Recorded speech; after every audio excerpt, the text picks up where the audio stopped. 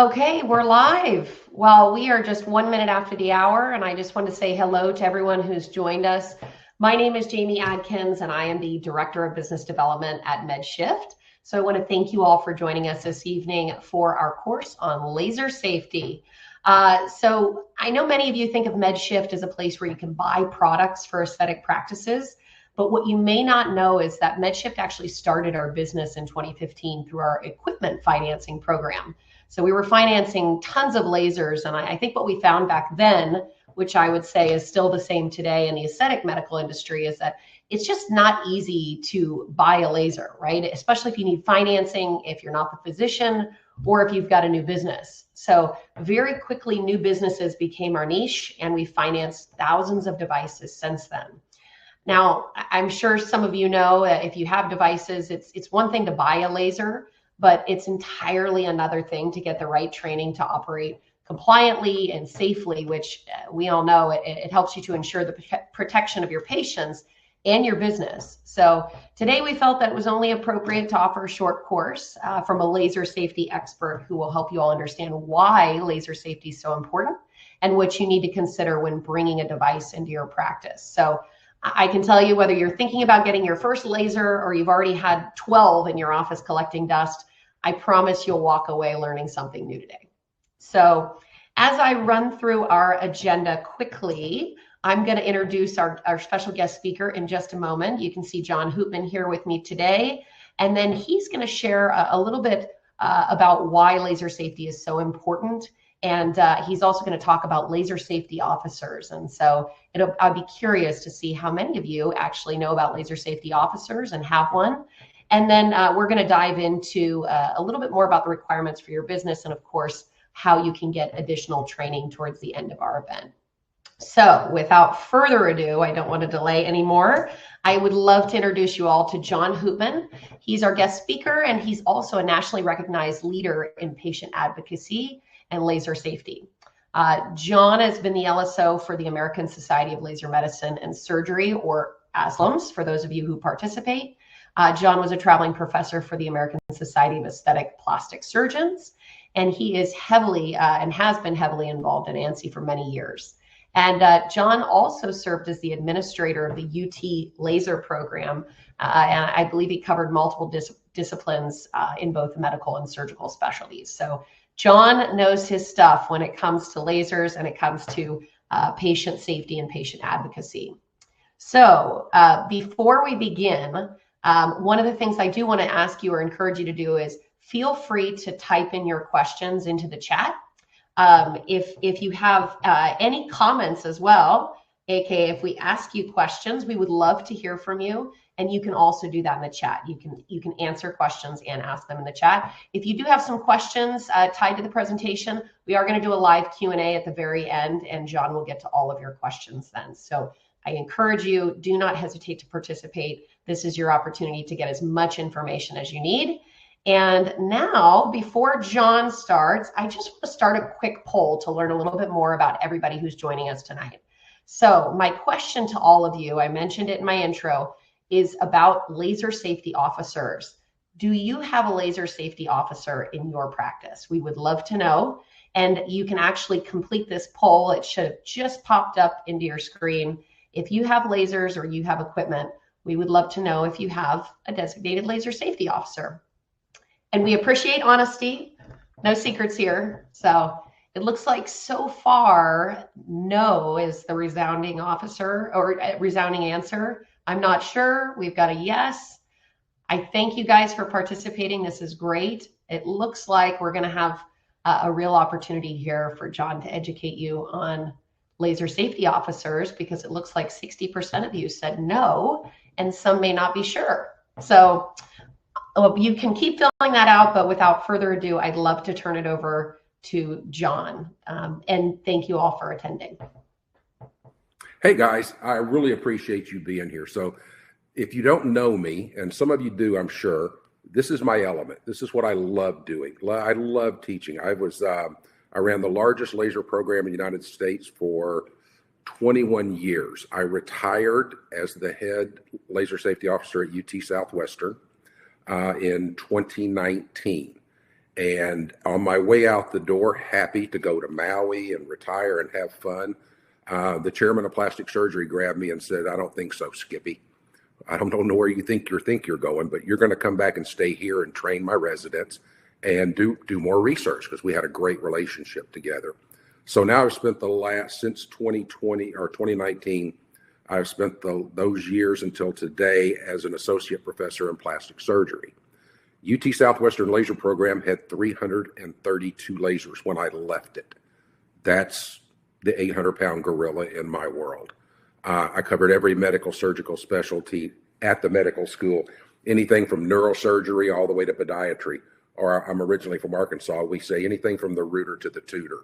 And I was very fortunate to work with some of the most skilled surgeons and doctors that are available today. Now, they did a lot more pushing me than I pushed them, because trust me, they're a lot smarter than I am. But I had to answer the questions on what do we do next? Why are we doing it? What parameter do we change? And why are we changing it? We need to change it to make it more efficacious without making it more dangerous. So we had to go and do all the research on every one of the parameters that's available on a laser, what it does, what it means to change it, and what direction to change it. I'll ask you a quick question. When you're doing a procedure and maybe you're treating a patient for the second or the third time and you don't see the response that you're looking to see, what is the one button that you reach for to make a difference? And over the years, I get a resounding 80% of the people say, I turn the power up. I give more joules to the procedure that's being done. Well, 9 times out of 10, that's the wrong button to push. Just putting more photons in does not necessarily make it a better procedure. It often makes it a more dangerous procedure. And so one of the things I teach is identifying what's not working this time that worked the first time. Because when you treat a patient, the next time they come in, they're different. You've changed them. The pigment's not as dark, not as thick. The hair follicles are not as large. The diameter has decreased. Things have changed, and you need to learn how to identify what's changed and then what to change on the laser to match that change so that you still get a good treatment, but you don't increase the risk of complications. And so that was my life for 21 years doing that. And now writing papers, I think I'm up to 68 peer-reviewed clinical papers to date. So we've done the research. We're still looking at things today, trying to fine-tune those things. As she was very kind to say, I was a traveling professor for the American Society of Aesthetic Plastic Surgeons. I'm the only non-physician that has ever held that position in the 45 years of the existence of the society. It's now called the Aesthetic Society. And so my people are always looking over my shoulder to make sure that I represent the med school and the different departments correctly when I'm in public. So I've always had that high standard. If I don't know the answer, I'm not going to make up an answer to give you. And I am not going to give you an answer just to impress you. I'll be able to back it up with the paper. So enough about me. So we're going to go through a little bit of trivia. A laser safety officer is not necessary in your office, yes or no?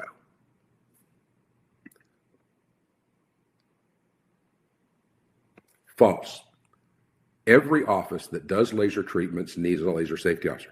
Actually, everybody that answered no, we don't have one, you got that quiz wrong. You have one. You just don't know who it is. I'll tell you who it is.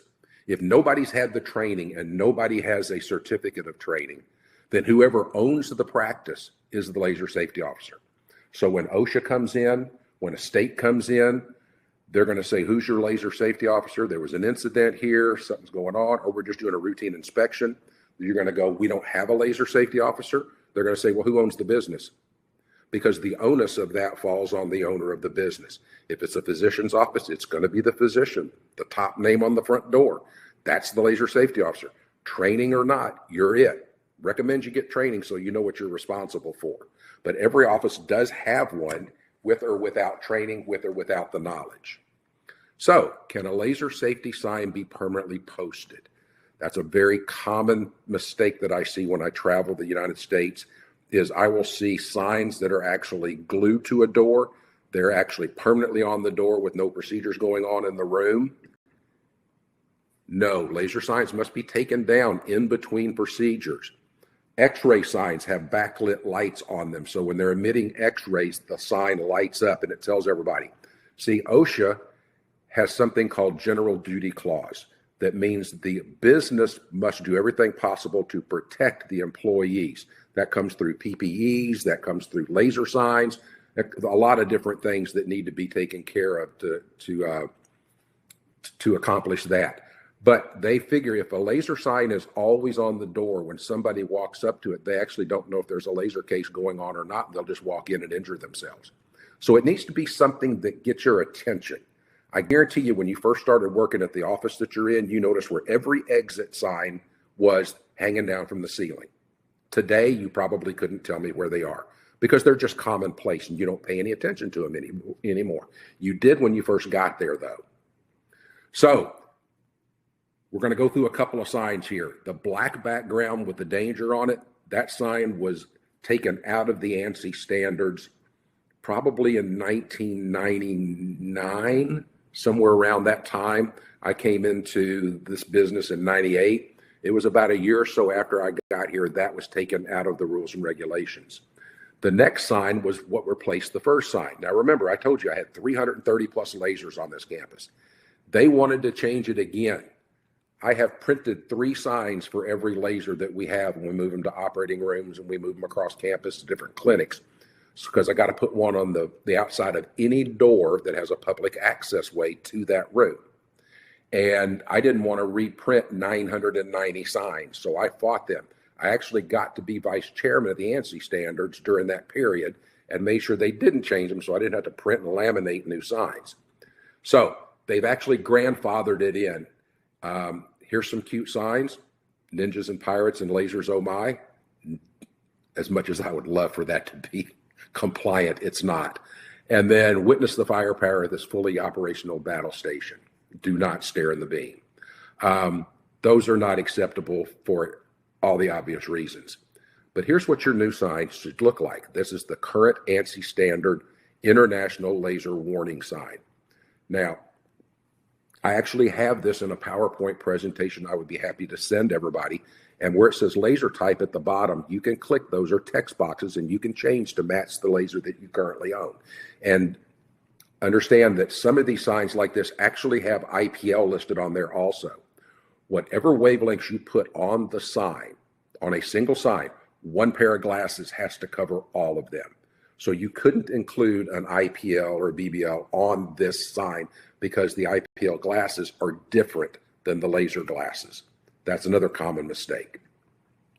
They should be posted at eye level to the average person. Now you notice this door, this is an operating room door, has a metal frame.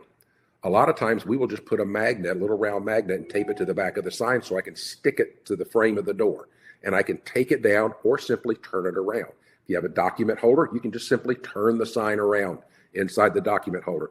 But if I can read the sign and I can read the word warning, then I know that a laser case is going on. There probably should be a pair of glasses outside that match the device that's being used inside. So if somebody needs to egress into the room, they can knock on the door, have the glasses on, and go into the room and not be in any danger. So why laser safety? Why do I need to know the fundamentals of laser safety? Why do any other training than what the company gave me? So if you bought a brand new laser, you're very familiar with this. You have a company educator come in. They spend a day, maybe 2, depending on how many different procedures that the device you purchase does. And they're going to spend the first day doing a quick fundamentals, laser safety, a little bit of physics that takes maybe an hour to do all of it. And then they're going to jump into doing procedures. And the procedures they're going to teach you are basically right out of their owner's manual. And so when you have an employee of a company that even is they're a nurse, they're going to come in, they can only teach you to the manual that you got when you received your laser. Liability forbids them from teaching outside of the manual and teaching the off-label procedures or even going outside of the company stated protocols. That's one of the reasons why you need other trainings, because as I mentioned in the beginning, you're going to treat a patient the first time, they come back the second time, you do the same treatment. If you use the exact same settings, most likely it's going to have less efficacy because you have diminished target. You have diminished size of target. Something's changed, okay? And if you don't do the other training, you really don't know what button to change safely, what parameter needs to be adjusted in a safer, more efficacious direction. That's why you need fundamentals of laser. Now, when I say fundamentals of laser safety, understanding the fundamentals of laser is safety. It's not just signs and goggles and fire extinguishers and glasses. It's the whole put together. Everything, doing better, safer parameters is laser safety, along with the environmental hazards that you're going to run into.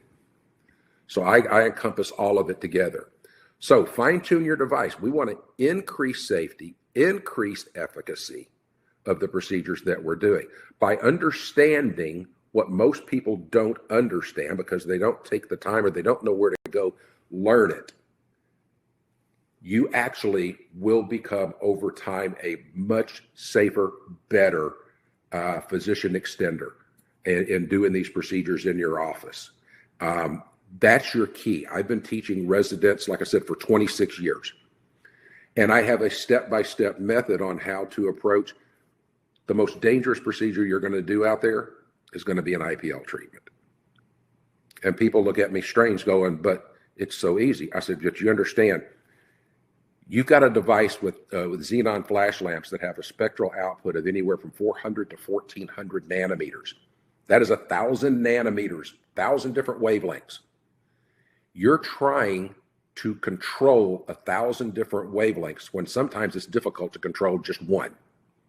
And so an IPL is a device that sees every tissue chromophore, from pigment to vascular, hair follicles, which is pigment.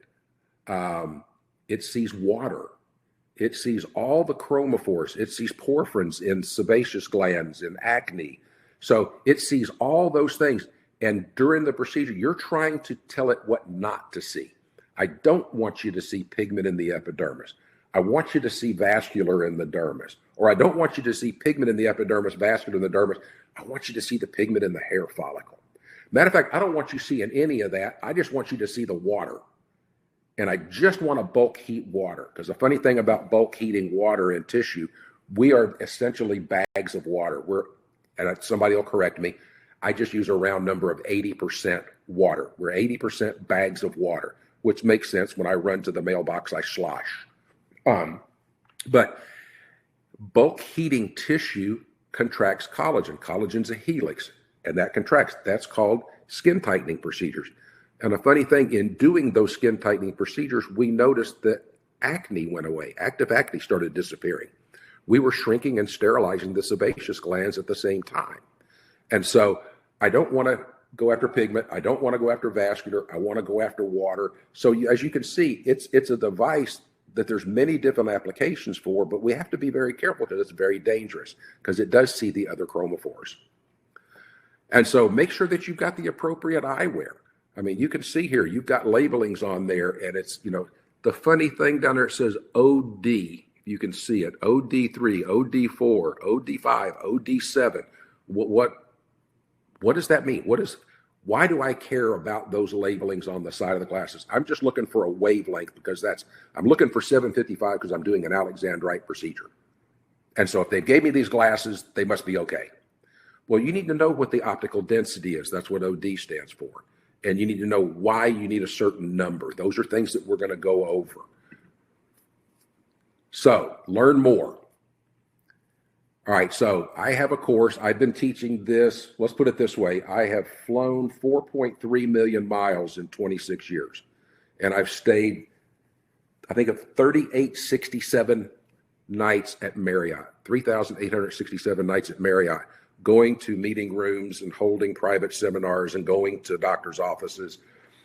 And I'm one of those people that I really, truly believe that eye-to-eye contact is the best way to teach because I can see in your eyes whether you're getting it or not, or whether it's going over your head. And I like making sure that I answer those questions directly to you. But it's gotten to a point now I can't get to everybody. And I finally COVID kicked me off the hamster wheel, so to speak. And so I finally got talked into, putting my course online. And the cool thing about it is I teach a little bit differently if you haven't been able to ascertain that so far. My father was a very brilliant man, never graduated high school, had 140 IQ, was an area director for General Motors. Very smart man. And I wish I'd have known more about it at the time. He's been long past, but I told him at one time, I really think I like teaching. And he said, let me tell you the secret to teaching. The people that I have known that know the most can tell me what they're trying to tell me in crayons. If you can explain a subject in crayons, if you can break it down to a 5th grade, a 7th grade level, then you understand it. If you have to use big words and go fast and hide behind them and confuse people, you don't know the subject. And I listened early on to a lot of people lecture in big lecture halls, and they had alphabet soup after their name, MD, PhD, EIEIO. I mean, these people had all the degrees and all the diplomas and all of that. And they would talk for an hour, and we'd take a break, and I'd go out in the hallway and look at all the nurses, and they'd all be saying, look how brilliant this guy is. We're so lucky. And I'd say, you know, you're probably right. That guy's very, very smart. What the hell did he just say? Because honestly, I can't take anything back to the med school, to the office, to the clinic and implement it. I have nothing here. All I know is he's smart. He told me how smart he was and I figured out how stupid I was. What I need to do is listen to somebody that's going to give me information in a way that I can retain the largest majority of what they're trying to teach me. That's been my goal for 26 years. So I will break it down into crayons for you. I walk through it very methodically. I give you a full month access to the course so you can go back and redo it again. There is a test at the end of the course. You do get CEUs, continuing education units, for taking the course when you pass the test at the end. If you fail the test, which some people do, it's not a gimme test, but it's not unpassable the first time, and you don't pass, you go back and you see what you got wrong, and you go back to that module and you rewatch it. It's broken into 8 different modules, so you don't have to search through 3.5 hours of solid video. You go back to the safety module. Okay, I forgot what OD stands for eyewear. I'm going to go back to the safety module. I'm going to rewatch that one, and I'm going to go back and retake the test. And you can take it as many times as you want, but I'm going to tell you what you got wrong. When I hold live classes, we grade the test live. As soon as you're through taking it, we grade it in class, because I firmly believe that that test grade is not a test of you. It's a test of me as a teacher. That's a barometer of me as a teacher. When I went to college, I would go to the board after exams and I would look for my student number, and I would go over in this history class or math, whatever it was, and I would see a grade, but I never knew what I got wrong. And I just thought that was wrong. I took my son to get a driver's license. He missed 2 questions. I told the lady, I need to know what the questions he missed. Sir, we can't tell you. I really need to know what he missed. We can't. I need to talk to your supervisor. And you can see it on her face. Oh, he's one of those guys. Supervisor came over and said, sir, I understand you want to know the questions that your son missed, but I can't tell him. I said, what if he doesn't know what a stop sign is? You think you want to correct that before you put him behind a car that can do 100 miles an hour? I want to know what he missed. That's my philosophy. I'm here to help teach you so that you can learn, and then you can build that story in your mind. So no matter what device you look at, you can break it down to the components of, does it the right wavelength that I need to use?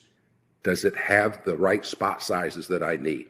Does it have enough energy to fill those spot sizes? So that's the fluence. The spot size and energy gives you a fluence measured in joules per square centimeter. Do I have the right options for pulse widths? Do I have variable cooling temperatures? Because believe it or not, cooling temperature is a very important parameter. I like having total tunability of a device. And most people, all right, I'm going to tell you something. You go to buy a device. Now think about this. I'm not trying to insult you. You need to buy a device that's smarter than you. Because one of you is going to get smarter over the next 6 months, year, 2 years. I try to find devices that are built for what I'm trying to do, and I can grow into them. The smarter I get on the technology, it's sitting there waiting for me to explore.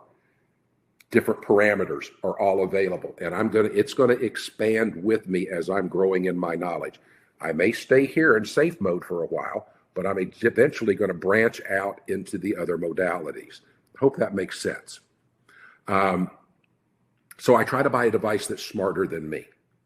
That way I can grow into it. Or maybe it goes up to 100,000 gigawatts of power or something. I don't know when I'm ever going to want or use that, but if it's there, maybe one day I can grow into using that. So I approach education that way. Now, laser safety officer, since that's something that every office has to have, I decided to also add the laser safety officer course to my website. And MedShift can direct you in that direction for that, but it will give you a certificate of office-based laser safety officer. If you're going to go run a huge medical institution with research labs and all, this is too limited, but this is great for a small office that maybe has 3 or 4 lasers, maybe 5, and it's a doctor's office, it's a med spa, something like that. It will help you tick that box. It'll help guide you into things that you need. You need policy and procedures. You simply need to have something in writing that says, this is how we're going to do procedures. Here's what I'm going to log. I mean, how many people do log sheets or document the settings and the number of pulses that you did for each procedure? Trust me, if you get into a litigious situation, you're going to want those things, because we've had lawyers call the med school and had past patients of ours threatened to sue us, and I had all the documentation. The lawsuit went away just like that. I don't like laying awake asleep. You know, I need my sleep, and I can't afford to lose any more hair. So we cross those T's and dot those I's. It doesn't take much time to do. It's very simple to do, and that'll protect you, your practice, and more importantly, your patients will get better procedures, and they'll be done safer with higher efficacy, and it's just a great thing. And so my life has been dedicated to that, and I think I've probably spoken enough. But maybe we can ask questions now. Yeah, John, now I appreciate all the information you've shared. And as I'm sure everybody is suspected and learned towards the end of this, that John actually curated 2 courses that are available through MedShift. But before we share any more about that, I had received some emails from folks who couldn't be here with us tonight. They're going to probably tune into the recording. They had asked some questions that they wanted to see answered on today's presentation. But if anybody live has some questions for John that were not covered tonight, and I realize this was a very high level overview of laser safety, and then of course what you can learn from some courses, absolutely forever hold your peace. You can type those into the chat box, but let's get to the ones that I had gotten in advance. Someone had actually asked in an email, what does a laser safety officer do? John, a laser safety officer administers the laser program. So they're going to oversee training of all personnel that use lasers. There needs to be a skills validation every year on every device, because the way that ANSI looks at it, the way that OSHA looks at it, and most state safety boards look at it, is there's updates to the lasers. There's new protocols that have come out. There's new treatment algorithms that everybody needs to be checked off on and make sure that they understand. They make sure that the annual periodic maintenances are done. And periodic maintenances will vary from company to company, but the governing bodies look at that. And you need to look in your manual and see, when am I supposed to have the company come in and do a PM, do a calibration, things like that. I just got through being an expert witness for a lawsuit where the physician said he was doing his own PMs, and he wasn't, and he didn't know how to do them. And the new laser tech said she knew how to use the device, and she'd never used it before, and she injured somebody. And so a laser safety officer is going to they're going to go, oh, time out. Let's go check you off on this device. Let's make sure that you know what you're doing before you start treating our patients. And so they're going to be the umbrella overseer in the office. And I saw somebody said that their laser safety officer quit on them over in the comments. That's why I recommend whoever owns the practice, you're the one person that'll never leave your practice. That's who should be your laser safety officer, because if you're Dr. Simpson, As long as Dr. Simpson's in practice, he's not leaving his own practice. He should be the laser safety officer, or she should be the laser safety officer. That's great. No, thanks for that.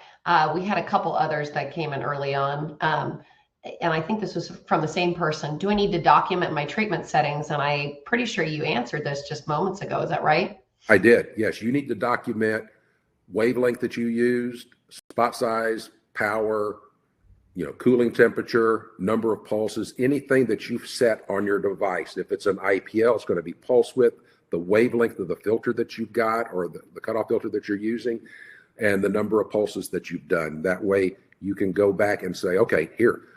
And we had a case at the med school like this, where a lady, I giggle, but I shouldn't. She claimed that our pulse dye laser stole her soul. And it was a fishing exhibition. You knew it from the very beginning, but I pulled up every log sheet of every treatment that she had. And I had proof that they were down the middle of the road treatment parameters. And as soon as I came up with the log sheets, it disappeared. We never heard from them again. That could have been a $500,000 lawsuit just by doing log sheets or documenting. And you can do it online. You can have online documentation. You can put it in their file as to what they did, or you can actually have a physical log sheet. Yeah, great advice, and obviously extremely important to protect your business. A couple more specific actually about devices. What is the most dangerous device in your opinion? IPL. I think I mentioned that during the talk. IPL is the most dangerous device you can put in your hands. And most people, I've walked into offices and they said, oh, don't worry about it. We're just treating you with an IPL today. It's safe. It is the most dangerous because you don't have the latitude of accidental sun exposure and then get treated with an IPL. You can blister people very easily, especially if they have a suntan or recent sun exposure. You can overexcite the melanocytes to where it kills them. And then you get hypopigmentation, not hyperpigmentation. And so you've really got to have your due diligence to make sure that you assess your patients properly and that you've got the right filter for the right skin type. Okay. And you need to know the limitations of what you can do with your specific. And not all IPLs are the same. One IPL for a pigmented lesion treatment may be 30, 35 joules. Another one may be 7. And so they don't translate across technologies. They're just different. And so you need to know each one of them and what their differences are if you have multiple or you change offices. Mm-hmm. No, that's great. And thanks for reiterating that about IPLs as well. I wasn't aware. Another question specific to lasers, and this is probably one that everybody might wonder because a lot of manufacturers out there have very targeted lasers that do one or two things, and then now quite a few companies are selling multi-platform lasers. This one is, are multi-platform lasers as effective as lasers that are focused on one modality? That's a really good it's a really good question. And I didn't even think to bring this up. So when you get a multi-modality laser, I don't want you to look at this thing does 6 different things. I want you to go look at the individual module one at a time. So if it's got a 1064 on it, you need to look at 1064 only. Does it have the pulse widths I need? Does it have the spot sizes I need? Can I get enough energy out to do what I need to do? Then I'm going to go over to an IPL. What are the filters that I've got available? What are the pulse widths? Is the crystal made of 100% sapphire? Is it a laboratory grown sapphire? Do I have variable cooling temperatures on it? Then I'm going to go over to maybe a fractionated device, and I'm going to look at each individual one. Just because a laser does 10 things, if you put 10 different modalities that are mediocre together, it doesn't make a better laser. So you need to make sure that it does. Each one of those modalities does exactly what you want it to do. Now, if you put that device together in one platform, it's a great deal. The only problem with that is if you put too many items on one platform, it can only be used in one room at one time. So remember that. You can't do IPL treatments in one room and do fractionated resurfacing in the other room at the same time. It's all on one platform.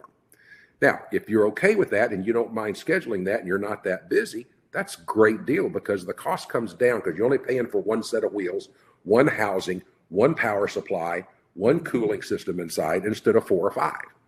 So just make sure that what you want to do in that platform, it's the almost the best, if not the best that you can get. I hope that makes sense. Yeah, absolutely. I love that. And that was also great advice as well for someone to consider. You can't use it in multiple rooms at the same time. Yep. I think everybody needs to be aware of that. But we did get another question from the audience about specifically an Advalite device. Is AdvaTX safe? Are you familiar with AdvaTX? I've heard it. I don't. Ask them, Lavana, what procedures does it do?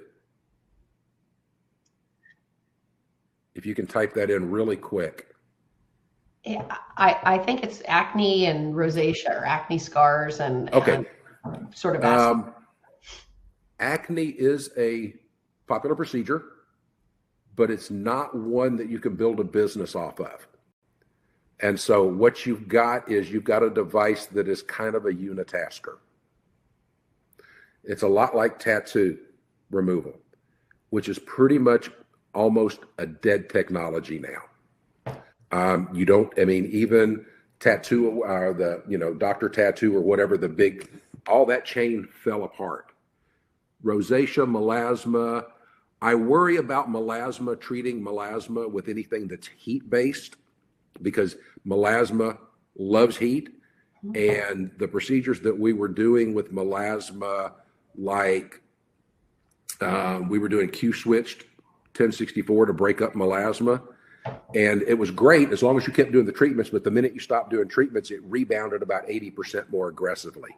So we are working on some technology now that has less to do with heat and post-procedure using like a topical steroid cream and ice packs after treatments, and it seems to be working. And I am not prescribing a prescription product because I'm not a doctor. So I'm just telling you what some protocols that are out there.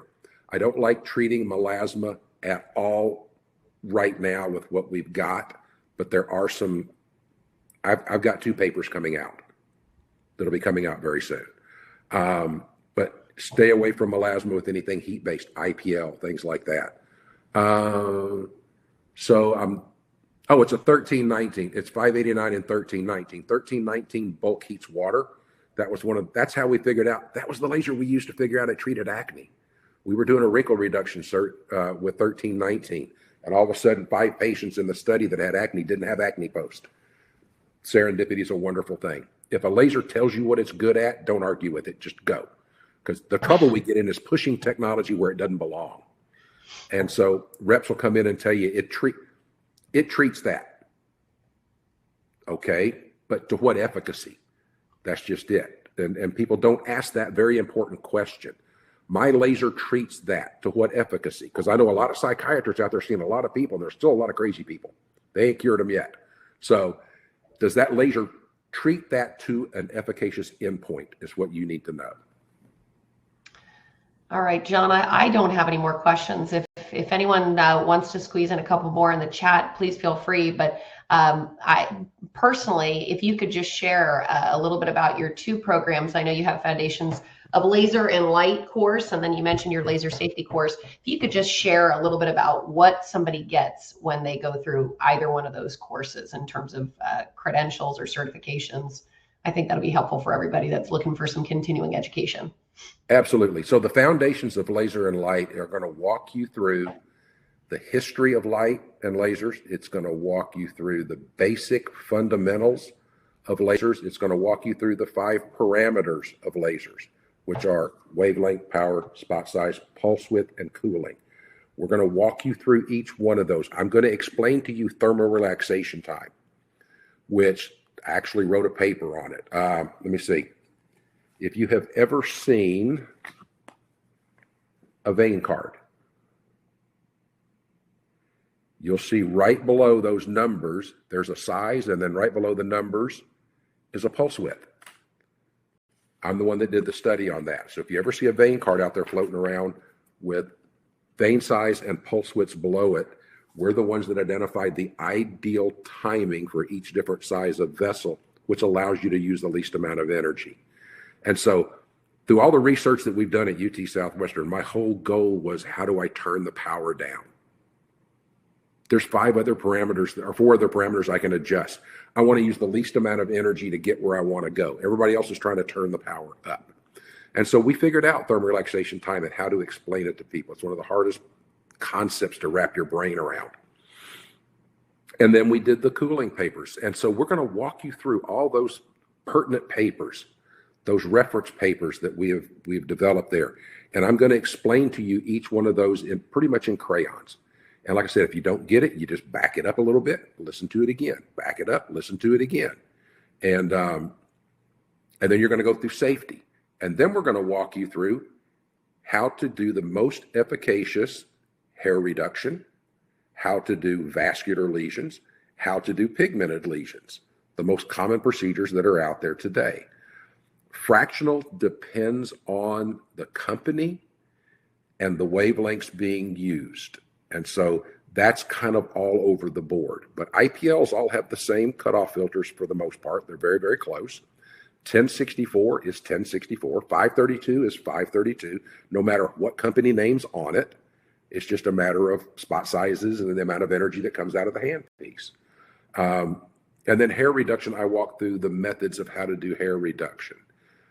Good example. How many people out there treat upper lip hair on women? How many treatments does it take you? Most often the answer I get back is 6 to 8 treatments. I get it done in 2. Because I know things that are going to make it more efficacious.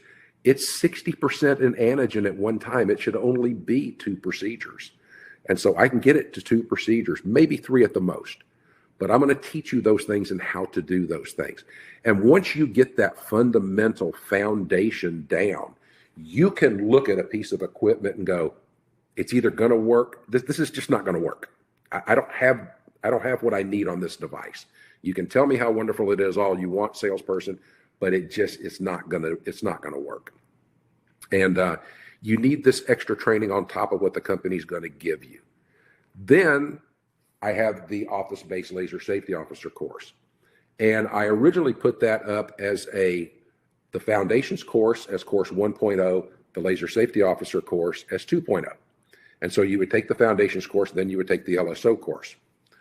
And I decided that there are some people that have been doing this a while, they want to go straight to the laser safety officer course. So I took the first 3 or 4 modules out of the foundations course because you needed the history, you needed the physics, you needed the 5 parameters. And then we added on the administrative stuff for the laser safety officer. And so you're going to get that in both courses. You're just not going to get the applications in the laser safety officer course. And so I've done the best that I can, if I can't be live, to do justice to me teaching online. And then once every 4 to 6 weeks, I want to hold a live Zoom and answer questions, because educating is that important to me. I want you to walk away with the knowledge. There's going to come a day when I'm not going to do this anymore and you guys need to take over. Somebody needs to take the knowledge I gave you and you need to give it to somebody else. Because Maui's calling me, guys. I really want to go there. I mean, I can do a webinar from Maui, but I kind of like to just, have we'll get you on a few more webinars before we send you off for Mai Tais. But okay. But well, anyway, John, I want to thank you and thank everybody for participating and sending in your questions and comments and participating in our poll. I will say John's Foundations of Laser and Light course, his office-based laser safety officer course, both of those are available through MedShift. So store.medshift.com, that big yellow button. You can go there, you can access his courses and take his courses. And I believe you get, 3 contact hours of CEUs for your foundations and yes. 5 contact hours for the laser safety course. You get, I believe that's right. Yep. So anyway, please contact us and don't hesitate to reach out if you've got a question for John. He will, I'm speaking for you, John, but he'll make himself available to ensure that you're safe and get all your questions answered. So again, thank you everyone for attending. We hope you have a great evening and we'd love to welcome you to future events. Thanks, guys. Thank you, John. Take care.